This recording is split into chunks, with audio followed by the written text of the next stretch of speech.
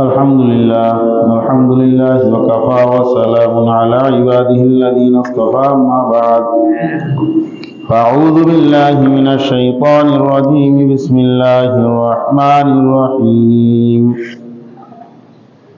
وما أصابكم من مصيبة فبما كسبت أيديكم ويعفو عن كثير وقال رسول الله صلى الله عليه وسلم إذا اتخذ الفي دولا والأمانة مغنما والزكاة مغرما وتعلم لغير الدين إلى آخر الحديث أو كما قال عليه الصلاة والسلام سبحانك لا علم لنا إلا ما علمتنا إنك أنت العليم الحكيم رب اشرح لي صدري ويسر لي أمري واحلل عقدة من لساني يفقهوا قولي আল্লাহ রাব্বুল আলামিনের বান্দা জনাবে মুহাম্মদ রাসূলুল্লাহ সাল্লাল্লাহু আলাইহি ওয়াসাল্লামের উম্মতগণ, আল্লাহ সুবহানাহু ওয়া তাআলার দরবারে লাখো কোটি শুকরিয়া যে আল্লাহ রাব্বুল আলামিন আপনাকে আমাকে দুনিয়ার সমস্ত কাজকর্ম থেকে অবসর দিয়ে যে আল্লাহ সুবহানাহু ওয়া তাআলা তার ঘরে একত্রিত হওয়ার তৌফিক দান করেছেন। শুকরিয়া আদায় করি আলহামদুলিল্লাহ।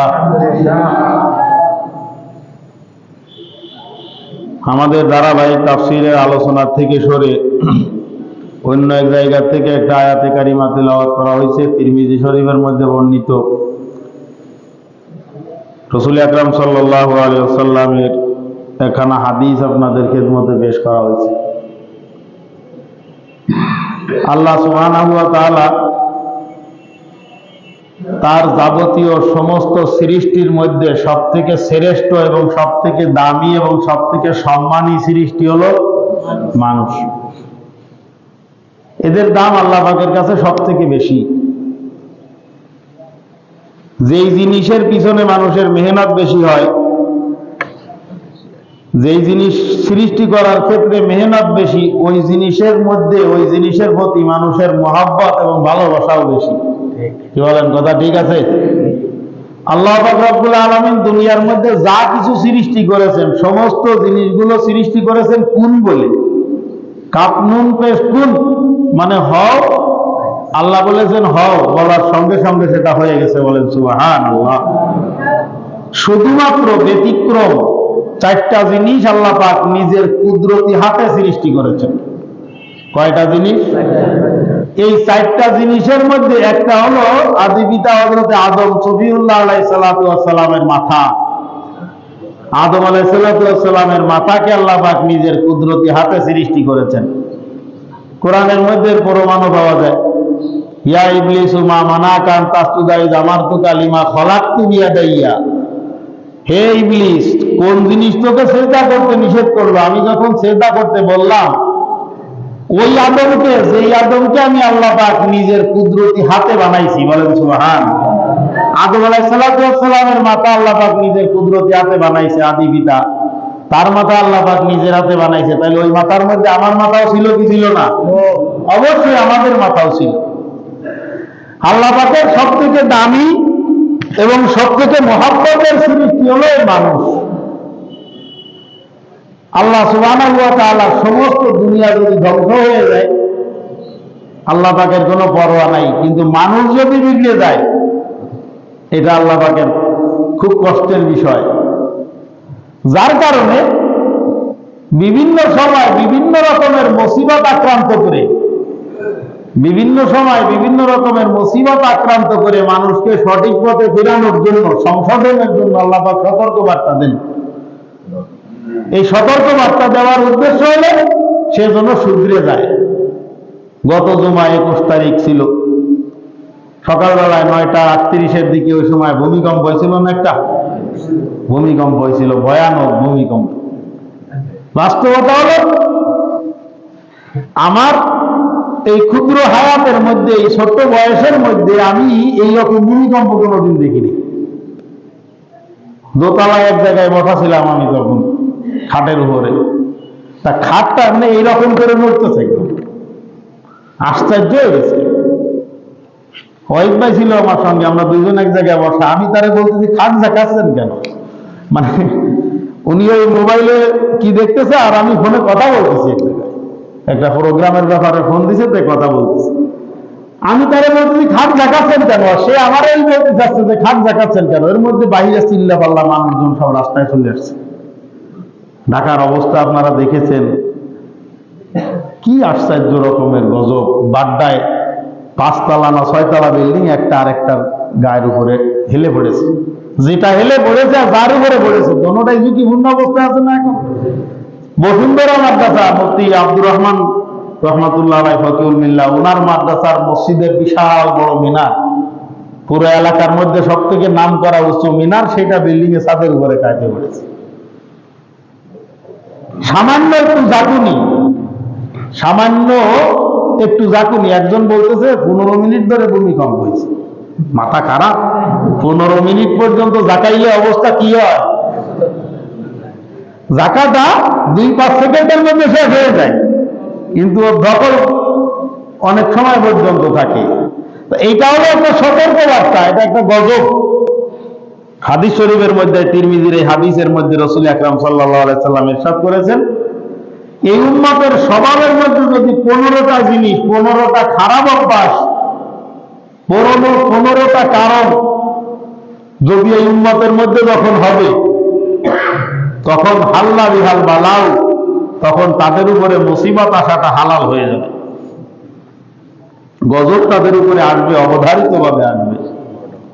এই 15টা কারণ, এটা কিন্তু মুখস্থ করতে হবে সবাইকে। রাজি আছি না ইনশাআল্লাহ? এই 15টা কাজ যদি তোমরা করো, রাসূল আকরাম সাল্লাল্লাহু আলাইহি সাল্লাম ইরশাদ করেন, এই 15টা কাজ যদি তোমরা করো, তাহলে তোমাদের উপরে মুসিবত আসাটা বৈধ হয়ে যাবে। قال رسول الله صلى الله عليه وسلم, হযরত আবু হুরায়রা রাদিয়াল্লাহু তাআলা থেকে বর্ণিত হাদিস, রাসূল আকরাম সাল্লাল্লাহু আলাইহি ওয়াসাল্লাম ইরশাদ করতেছেন, 1 নম্বর, ইদাত তুফিজাল ফায়ুদ ওয়ালান, ও দুনিয়ার আমার উম্মতেরা, যখন মানুষ সরকারি সম্পদকে নিজের সম্পদ মনে করবে, সরকারি সম্পদকে নিজের সম্পদ মনে করে আত্মসাৎ করবে, 1 নম্বর কারণ। আপনি একটু সাপোর্ট দিবেন, কথা বলবেন এই কাজে, এটা কি আমাদের সমাজে আছে?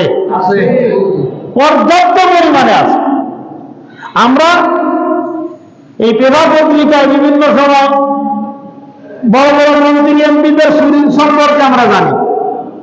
সাধারণ জনগণের মধ্যেও কিন্তু এই চুরির অংশীদার আছে, সাধারণ জনগণ আছে এর মধ্যে।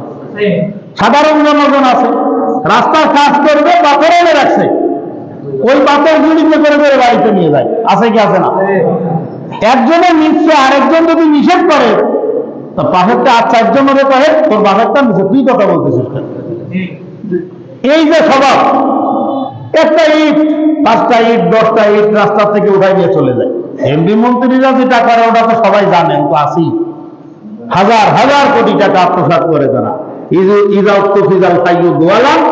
রাসূল আকরাম সাল্লাল্লাহু আলাইহি ওয়াসাল্লাম ইরশাদ করেন, তিরমিজি শরীফের 2য় খণ্ডের আবওয়াবুল ফিতানের অধ্যায়ের হাদিস এটা।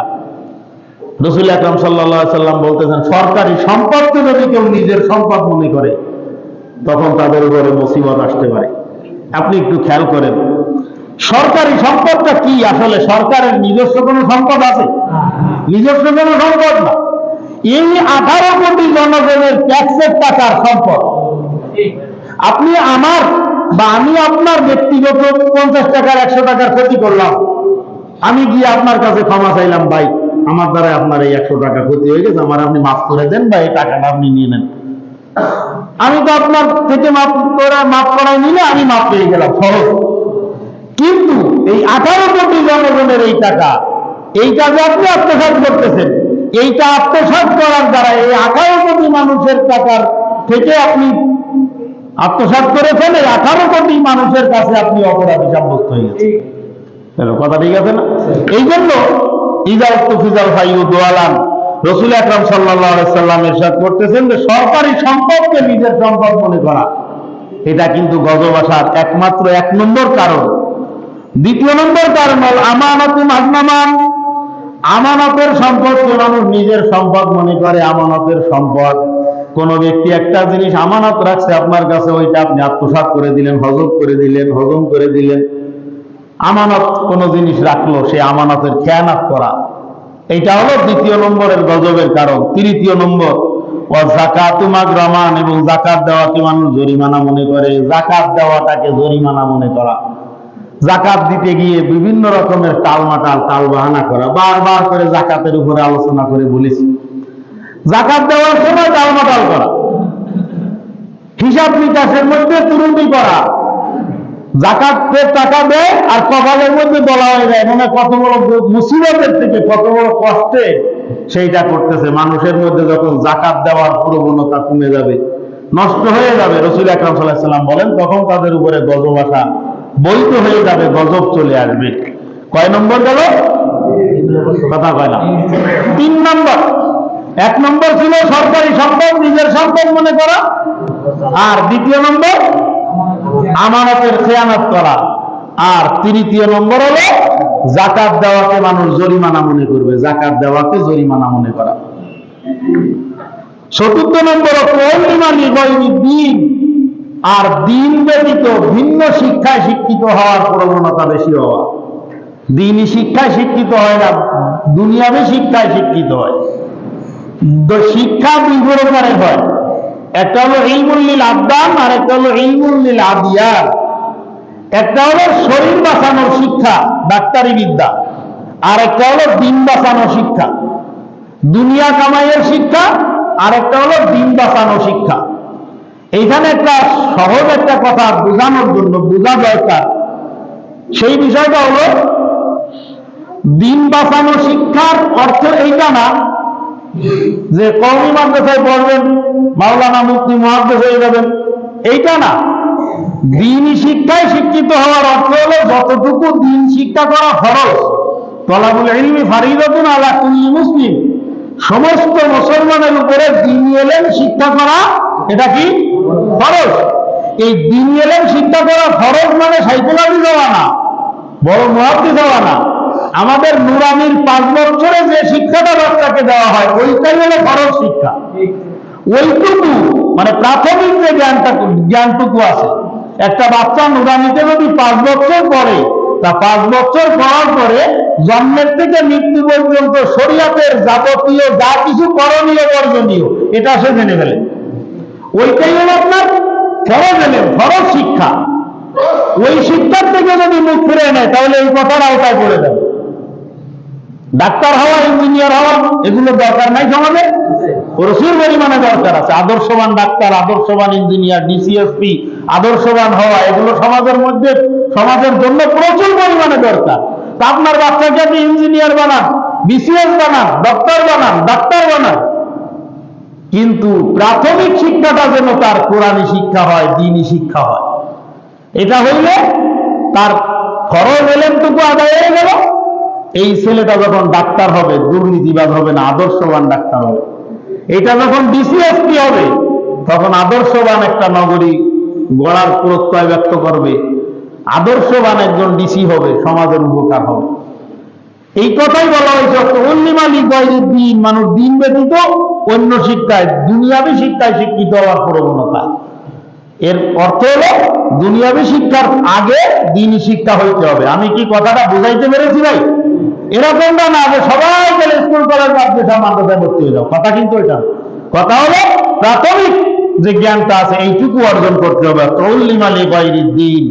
এখন দেখেন আমাদের নুরানিতে যে সমস্ত বাচ্চা কাচ্চা বর্তমান সময় আমার ধারণা মতে আলহামদুলিল্লাহ অন্যান্য বছরের পিছনের দিনের থেকেও বর্তমান সময় প্রাইমারি স্কুল প্রাথমিক বিদ্যালয়ে যে সমস্ত বাচ্চারা আছে তাদের থেকে আমাদের নুরানি মাদ্রাসার ছাত্র বেশি বর্তমানে। এটা অনেক জায়গায় জরিপ করে দেখা যায় এরকমটা। আবার কিছু কিছু জায়গায় আছে যেখানে প্রাথমিক বিদ্যালয় প্রাইমারিতে ছাত্র বেশি। এখন বাচ্চা যা কিছুই হোক না কেন, যা কিছুই আমি পড়াই না কেন, প্রাথমিক জ্ঞানটা যেন শরীয়তের জ্ঞান হয়, কোরআনী জ্ঞান, কোরআনী ইলম যেন প্রথমে আমি তাকে শিখাই। এটা হলো 4 নম্বর। মনে আছে তো? কয়টা বললাম? 4টা হয়েছে। 5 নম্বর দেখেন, ওয়াকার রাজুলু ইমরাতাহু ওয়া কাউমাহু আদনা সাদিকাহু আকসাবাহু ওয়া যাহারাতিল আসওয়াতু ফিল মাসাজিদ। ওয়াকার রাজুলু ইমরাতাহু, রাসূল আকরাম সাল্লাল্লাহু আলাইহি ওয়াসাল্লাম ইরশাদ করতেছেন, ওয়াকার রাজুলু ইমরাতাহু, তাই স্বামী তার স্ত্রীর আনুগত্য করবে। 5 নম্বরটা হলো স্বামী তার স্ত্রীর আনুগত্য করবে। স্বামীর কথা মতো স্ত্রী চলবে না, স্ত্রীর কথা মতো স্বামী চলবে। এই জায়গায় তোহফাতুল আহওয়াজির মধ্যে তিরমিজির ব্যাখ্যা গ্রন্থ তোহফাতুল আহওয়াজি আল্লামা আব্দুর রহমান মুবারকপুরী রহমাতুল্লাহ আলাইহি লিখেছেন যে স্বামীর কথা মতো স্ত্রী, স্ত্রীর কথা মতো স্বামী চলে। সাংসারিক যাবতীয় কার্যক্রম এটা অনেক সময় স্বামীর বুদ্ধি বিবেচনা একটু হালকা, স্ত্রীতে স্বামীরে পরিচালনা করে। আমার জানা মতো সমাজ এরকম বহু স্বামী স্ত্রী আছে। এইটা না স্ত্রীর কথা মতো স্বামী চলে মানে শরীয়তের বিরুদ্ধে গিয়ে আল্লাহ এবং তার রসুলের বিরুদ্ধাচরণ করে স্ত্রীর কথাকে প্রাধান্য দেয়। এইটা হলো রজুল ইমরাতাহু, স্বামী যদি স্ত্রীর কথা মতো চলে তার মানে হলো স্ত্রী তাকে গুনার পথ দেখায়, এতেও সে কোনো রিয়াক্ট করে না, সেই স্ত্রীর ওই আনুগত্য করার জন্য ওই কাজ করে। সামনের আরেকটা আছে 6 নম্বর কারণ হলো ওয়াক্তাউম্মাহু। এই দুইটা শব্দকে পাশাপাশি আনলে মায়ের অবজ্ঞা করে, স্ত্রীর কথা মতো মাকে কষ্ট দেয়, তাহলে এখানে হয়ে গেল এটা রজুল ইমরাতাহু, স্বামী স্ত্রীর আনুগত্য করে মানে এই সমস্ত গুনার কাজের মধ্যে স্বামী যদি স্ত্রীর আনুগত্য করে। স্ত্রীর সঙ্গে পরামর্শ করা এটা কিন্তু সুন্নাত, রাসূল আকরাম সাল্লাল্লাহু আলাইহি সাল্লাম করেছেন, হাদিসের মধ্যে আছে। সাংসারিক যাবতীয় বিষয় এটা বুঝে নিতে হবে এটা যে আমার সংসারের সুখ এবং দুঃখ উভয়টার সঙ্গী আমার এই স্ত্রী। কি বলেন? কথা কয় না, সুখ দুঃখের সাথী না সে। এই সংসারে যদি উন্নতি হয় তাহলে সে যেরকম আনন্দে থাকতে পারবে, এই সংসার যদি অবনতি হয়, যদি অভাব আসে, তাহলে এই অভাবের ভাগিদারও স্ত্রী হবে কি হবে না? হবে। এই জন্য যেহেতু সে সুখ দুঃখের সাথী, সে লাইফ পার্টনার, এই জন্য সাংসারিক কাজে তার সঙ্গে মাশওয়ারা করবেন, এটা সুন্নাত, রাসূল আকরাম সাল্লাল্লাহু আলাইহি সাল্লাম করেছেন। ওয়াক্তা উম্মাহু, মায়ের অবাধ্য হওয়া, এটা হলো 6 নম্বর। ওয়াদনা সদিকাহু, বন্ধুদেরকে কাছে টানা। ওয়া জাফাফ ওয়া কুসা আবাহু, এবং বাপকে দূরে সরাই দেওয়া, বাবার থেকে বন্ধুকে প্রাধান্য দেওয়া। বাপের অবাধ্য হয়ে বন্ধু বান্ধবকে প্রাধান্য দেওয়া, এটা হলো 7 নম্বর। 1 নম্বরটা বলছিলাম সরকারি সম্পদকে নিজের সম্পদ মনে করা, মুখস্থ করেন। 1 নম্বরটা কি? সরকারি সম্পদ নিজের সম্পদ মনে করা। 2 নম্বর আমানতের খেয়ানত করা। আর 3 নম্বর হলো আপনার যাকাত দেওয়াকে জরিমানা মনে করা। বিরক্তি লাগতেছে আপনাদের? তাহলে কথা বলেন, যাকাত দেওয়াকে কি মনে করা? জরিমানা মনে করা। এটা হলো 3 নম্বর। 4 নম্বর হলো দিন ব্যতীত দুনিয়াবি শিক্ষায় শিক্ষিত হওয়া। আর 5 নম্বর স্ত্রীর আনুগত্য করা। 6 নম্বর মাকে কষ্ট দেওয়া, বা 7 নম্বর বন্ধুদেরকে কাছে টানা। 8 নম্বর বাবার সঙ্গে দূরত্ব রাখা। এই 8 নম্বর পর্যন্ত হলো এটা যে ওয়াক্সা আবাহু, বাপের সঙ্গে দূরত্ব তৈরি করা, বন্ধু বান্ধবকে কাছে টানা। এই ছিল 8টা। আর 15টার মধ্যে আর বাকি আছে কয়টা? কথা কয় না, কয়টা? 7টা বাকি আছে, সামনে খেয়াল করেন। ওয়া যাহারাতুল আসওয়াতু ফিল মাসাজিদ, মসজিদের মধ্যে উচ্চবাচ্য করা, মসজিদের মধ্যে চিৎকার করে আওয়াজ দিয়ে দুনিয়াবি কথাবার্তা বলা। এইটা রোগে কিন্তু আমরা সবাই প্রায় রোগাক্রান্ত। কথা বলেন ঠিক কি ঠিক না? দুনিয়ার মুসলমান কোন মানুষ যখন মসজিদের মধ্যে প্রবেশ করে, মসজিদের মধ্যে যখন প্রবেশ করে, আল্লাহ রাব্বুল আলামিনের রহমতের ফেরেশতারা ওই লোকটা যতক্ষণ পর্যন্ত আল্লাহর ঘরে অবস্থান করে, মসজিদের মধ্যে অবস্থান করে, ততক্ষণ পর্যন্ত রহমতের ফেরেশতারা ওই ব্যক্তির জন্য আল্লাহর দরবারে রহমতের দোয়া করতে থাকে। বলেন সুবহানাল্লাহ। ওই লোকটা যখন প্রথমবার কথা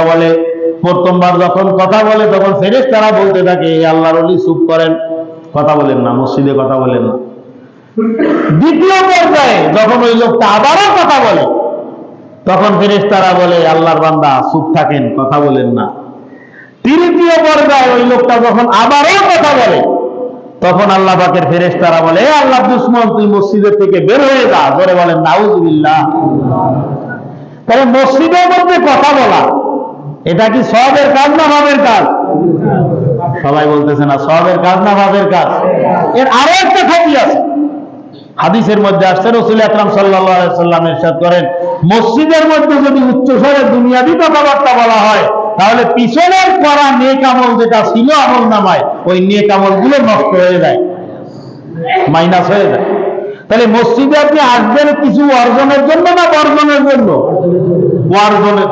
জন্য, এখান থেকে কিছু কামাইয়ের জন্য আসবেন, আর এখানে এসে যদি মসজিদের সঙ্গে বেয়াদবি হয়, এই বেয়াদবির কারণে আপনার আগে যা অর্জন করা ছিল সেই অর্জনটা পর্যন্ত নষ্ট হয়ে যায়।